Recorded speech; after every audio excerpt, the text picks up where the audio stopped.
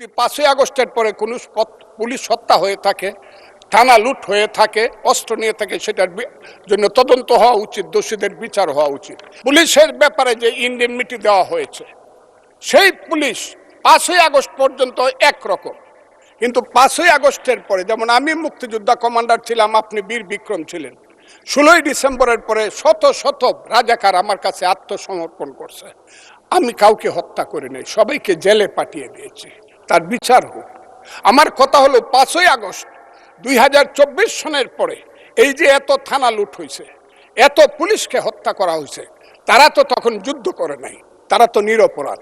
এত এত অস্ত্র গেল কোথায়?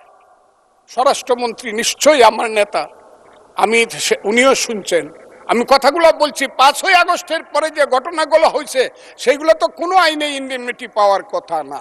যদি 5ই আগস্টের পরে কোনো পুলিশ হত্যা হয়ে থাকে, থানা লুট হয়ে থাকে, অস্ত্র নিয়ে থাকে, সেটার জন্য তদন্ত হওয়া উচিত, দোষীদের বিচার হওয়া উচিত।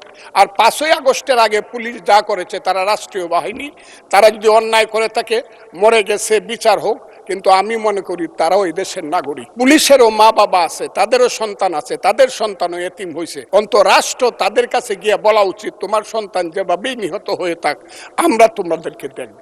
আমার পুলিশের এই আইনটার ব্যাপারে হলো আমার এই কথা। আমি আজকে এই হাউজে দাঁড়িয়ে সর্বশেষ কথাটি বলবো।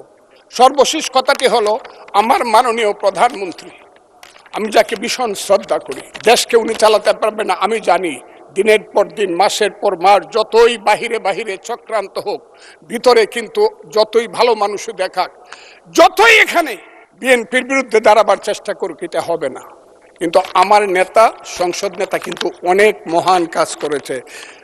78 জনকে 222 জনের সমান সমান ভাগ দেয়া কমিটি করেছে। আমি আমার নেতাকে বলবো, শেষ করেন মাননীয় সদস্য, শেষ করেন।